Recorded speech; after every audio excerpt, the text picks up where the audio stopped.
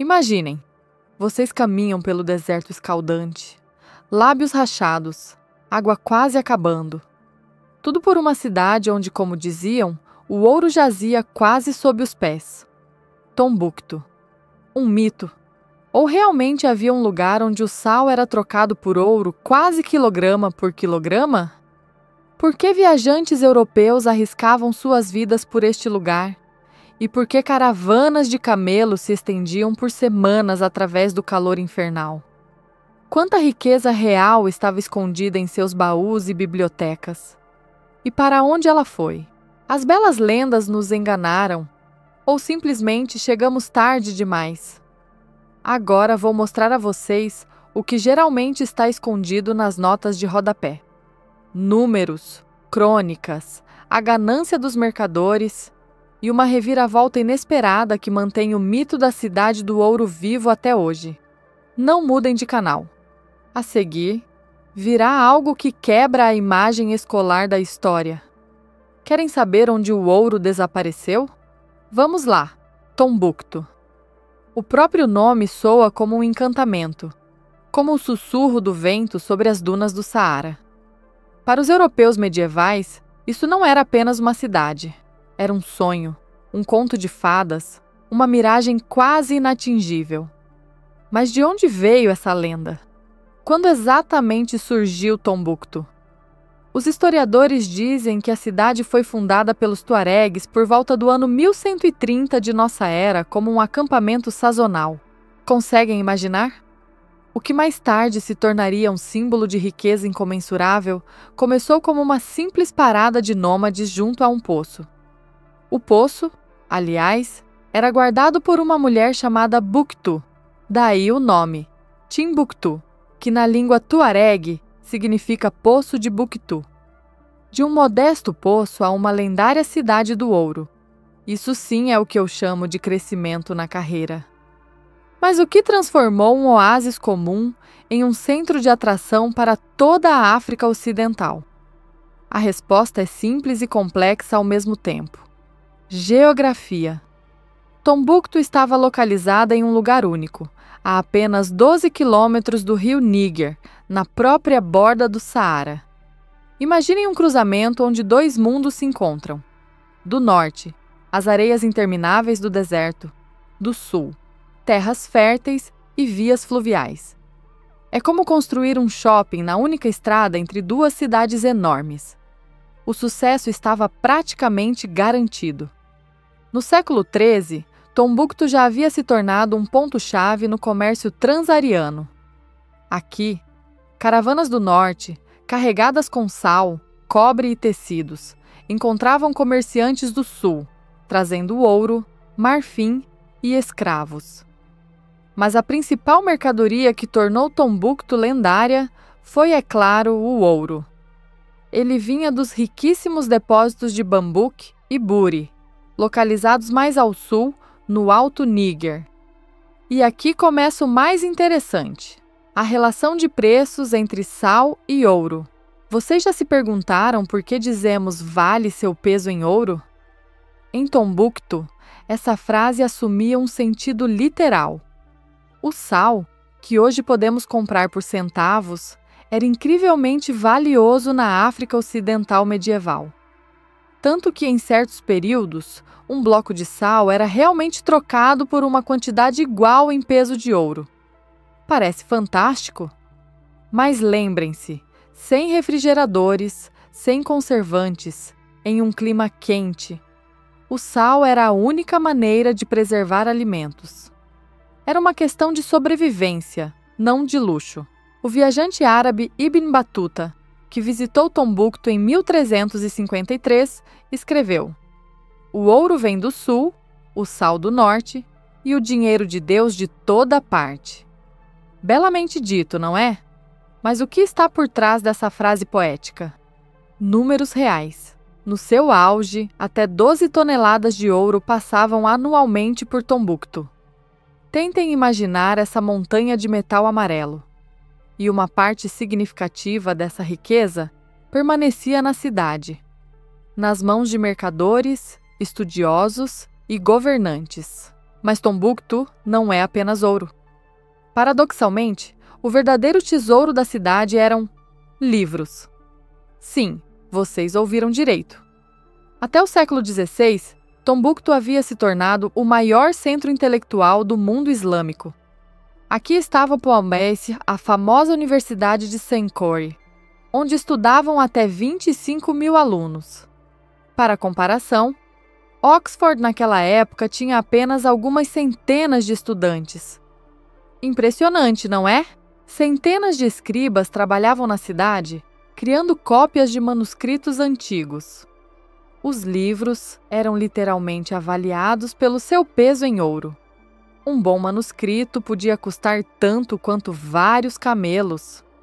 Conseguem imaginar a demanda por conhecimento? Nas casas de estudiosos e mercadores eram mantidas enormes bibliotecas.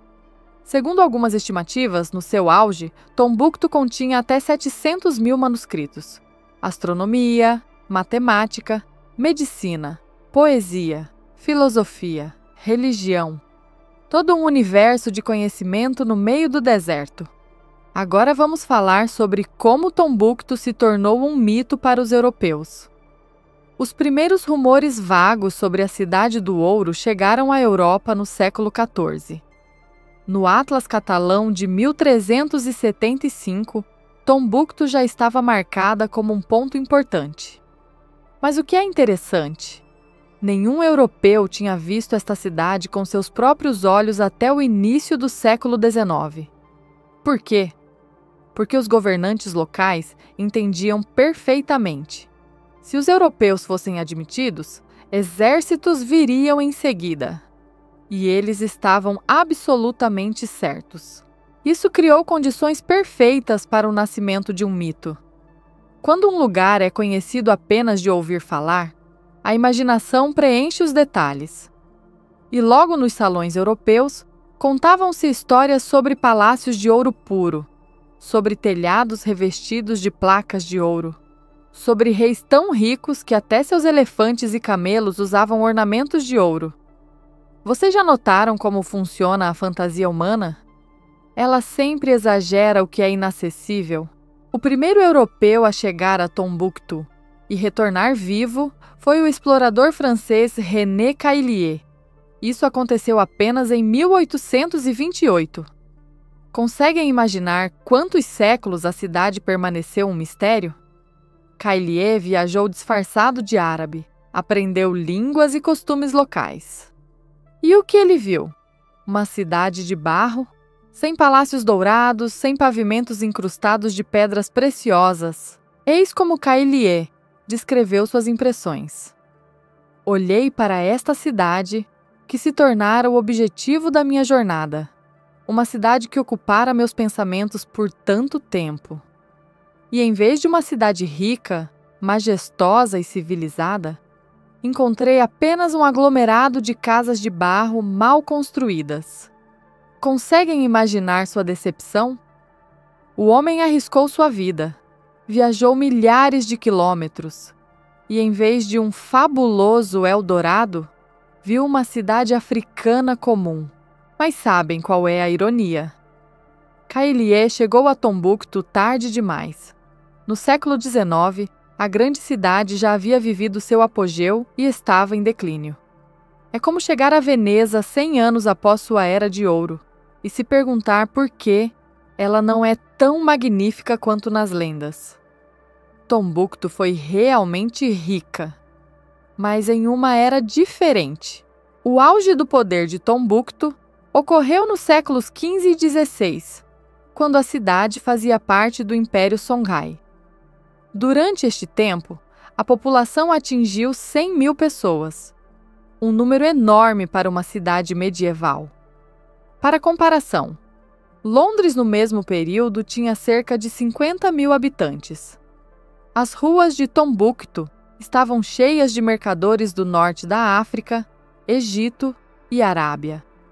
Dezenas de mercados operavam na cidade, mesquitas reuniam milhares de fiéis e nas universidades ferviam discussões científicas. Então, o que aconteceu? Por que Tombuctu entrou em declínio? Aqui chegamos a um ponto de virada na história. Um evento que mudou o destino não apenas da cidade, mas de toda a África Ocidental. Em 1591, o exército marroquino, sob o comando do Pachá Judar, atravessou o Saara e derrotou as forças do Império Songhai. Tombuctu foi capturada, saqueada e subjugada pelos marroquinos. Imaginem, 4.000 soldados com mosquetes contra um exército africano tradicional com lanças e arcos.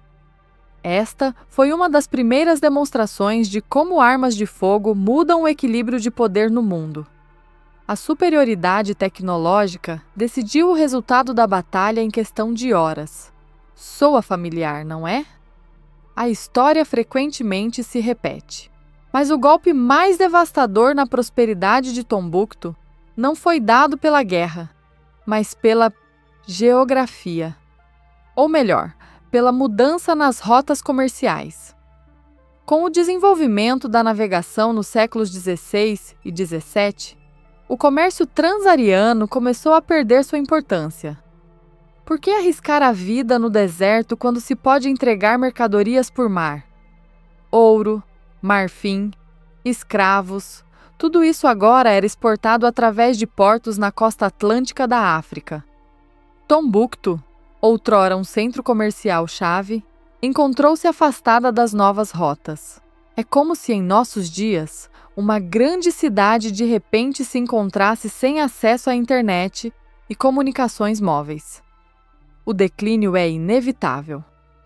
Na época em que os europeus finalmente chegaram a Tombuctu, da antiga glória restavam apenas memórias e edifícios semi-destruídos.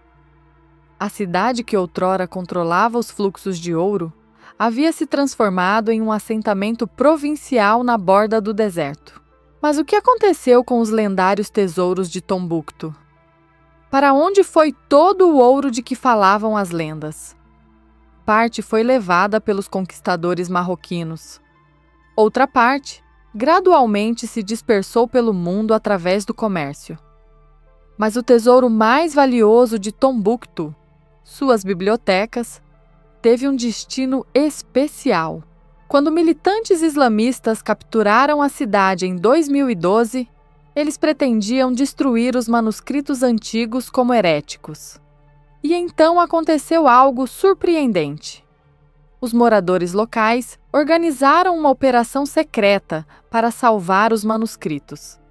Centenas de milhares de livros inestimáveis foram secretamente transportados em barcos pelo Níger, escondidos em casas, enterrados na areia. Foi uma verdadeira operação de resistência cultural. Não é surpreendente? Séculos após a glória de Tombuctu ter se desvanecido, seus habitantes ainda estavam dispostos a arriscar suas vidas por livros.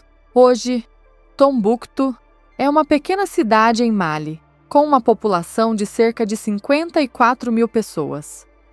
Casas de barro, ruas estreitas, mesquitas antigas e turistas vindo para ver o lugar que uma vez foi considerado a cidade mais rica do mundo.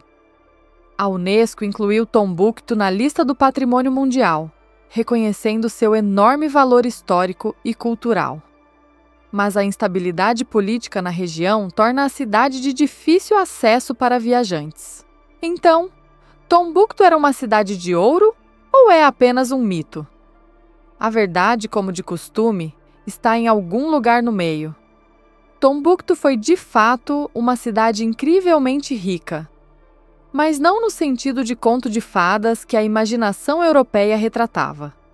Sua riqueza não estava tanto em palácios dourados, quanto no controle sobre rotas comerciais, na influência intelectual, no significado cultural. Era, se quiserem, o equivalente medieval de um moderno centro financeiro e educacional. E sabem o que é mais surpreendente? A lenda de Tombuctu continua viva. Mesmo agora, quando podemos caminhar virtualmente por suas ruas via Google Maps, a cidade continua envolta em uma aura de mistério. A expressão tão longe quanto Tombuctu É usada em muitos idiomas para denotar algo incrivelmente remoto, quase inatingível. A cidade tornou-se uma metáfora, um símbolo. E essa é talvez a riqueza mais duradoura que pode existir.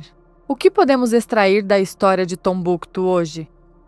Talvez a principal lição seja que mesmo os maiores centros de civilização podem entrar em declínio se as condições externas mudarem. Tecnologias, rotas comerciais, situações políticas. Tudo isso pode desvalorizar instantaneamente vantagens que pareciam inabaláveis. Tombuctu era o centro do mundo até que o mundo mudou ao seu redor. Faz você pensar sobre as metrópoles modernas, não é? Concluindo, Tombuctu é uma história sobre como a realidade se transforma em mito, e o mito influencia a realidade. A cidade era realmente rica em ouro, mas não tanto quanto as lendas afirmavam. Era realmente um centro de aprendizado, mas seu patrimônio intelectual estava em perigo. Realmente controlava o comércio transariano, mas perdeu essa vantagem com a mudança das rotas comerciais globais. Agora quero perguntar a vocês: quais cidades modernas, em sua opinião, podem repetir o destino de Tombuctu? Quais mudanças tecnológicas ou econômicas poderiam transformar os centros de civilização de hoje nos museus a céu aberto de amanhã? Compartilhem seus pensamentos nos comentários. Estou realmente interessado em ouvir sua perspectiva. Se vocês gostaram desta jornada através das areias do tempo até a lendária Cidade do Ouro, não se esqueçam de curtir e se inscrever no canal. Cliquem no sininho para não perderem os próximos episódios. À nossa frente estão histórias igualmente fascinantes sobre civilizações esquecidas e seus tesouros. A propósito, na próxima vez viajaremos para um lugar onde as lendas de riqueza se revelaram verdadeiras. Mas essa riqueza trouxe não prosperidade, mas a queda de todo um império. Intrigados? Então fiquem conosco. E finalmente, talvez o verdadeiro ouro de Tombuctu não seja o metal, mas o conhecimento que foi armazenado em suas bibliotecas? Afinal, em última análise, a única coisa que sobreviveu aos séculos não são palácios e tesouros, mas ideias e histórias. Como a história da própria Tombuctu, que acabei de contar a vocês.